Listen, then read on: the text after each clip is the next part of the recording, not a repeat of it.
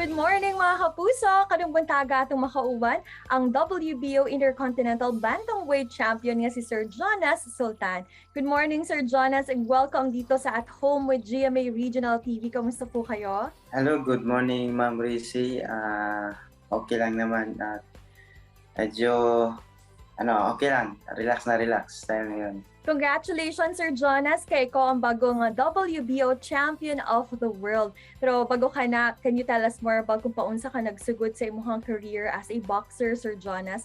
How did it all start po? Okay. Thank you so much, Ma'am Rizzy. Papasalamat ako at saka, yung nag-start ako yung about boxing career ko nung bata pa ako, yung edad ko siguro mga 12 years old. Tsaka kasi mahilig din yung tatay ko na maglaro ng boxing, gusto niya martial arts. So, tinuruan niya ako ng boxing. Kaya yun, tsaka mga kapatid ko mga boxer din. So, nakahiligan namin yung boxing. So, yun, pinatuloy-tuloy lang namin. At saka, yun, hanggang sa ngayon, tsaka thankful ako na doon sa mga ginagawa ko sa pagbo-boxing, nakakamit tayo ng mga championship. Yan. Siyempre, unsa po di mo nga na-feel, sir, nga ikaw ang nakadaog o alang kanimo kakinsa man pud nimo ginadedicate ang imuhang kadaugan? Siyempre, unang-una, nagpapasalamat tayo sa Panginoon. Nagpasalamat tayo sa Ginoo kay siyempre nakuha atong kadaugan sa New York. Grabe ang proud at saka talaga yung talagang proud ako sa nagawa ko kasi siyempre sobrang hirap yung dinaanan ko na sa mga training, sakripisyo ko doon sa US at saka sa mga tulong ng mga tao na nasa likod ng career ko, sobrang suporta. Especially yung sa CC Kings promotion, yung manager ko si Ma'am Cory Navarro at saka supportive Sir Michael Venezuela yan sa Zamboanga Valientes yan. Unsa pud ba ang mga nahimo nimo mga preparation, Sir Jonas, sa tan-aw nimo kay naka-contribute yun sa imong pagkadaog? Grabe ang preparation is mga almost 2 months din yung preparation natin para siyempre, championship yung laban natin. At saka, hindi basta-basta yung kalaban natin si Carlos Carvalho, bata ng top rank, undefeated, tsaka knockout artist yan. So talagang yung sakripisyo sa training, morning, jogging tayo sa at sa Udto, nag-training naman tayo sa gym, workout, bagging, punch meet yun. At sa tulong ng kaibigan ko na batchmate ko si Jerwin Ancas, si Coach Joben. Malaki tulong nila sa akin. Binigyan nila ako ng tips kung paano maglaro.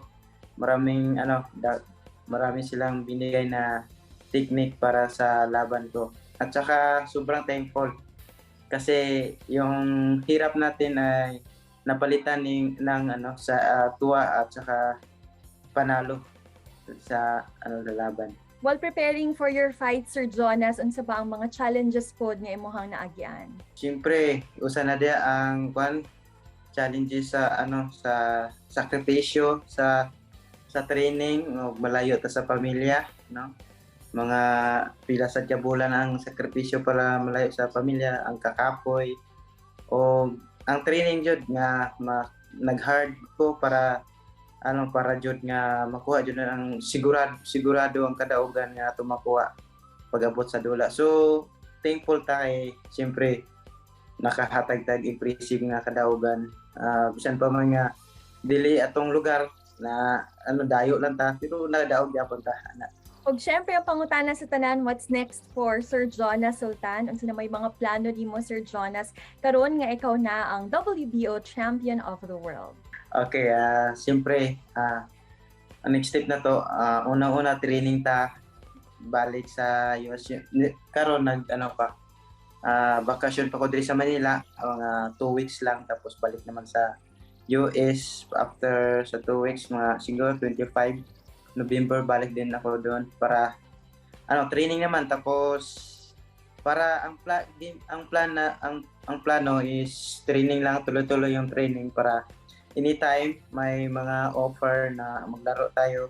Tsaka ang goal natin is yung makalaro tayo ng world title fight, tsaka makalaban natin yung mga bigati na world champion sa darating na araw, at tsaka sana talagang magkaroon tayo ng opportunity makalaban ng world championship sa next year. And finally, do you have any special person or persons that you wanted to greet o gusto po pasalamatan, Sir Jonas? Okay, thank you. Napapasalamat ko sa tanan kong mga supporters.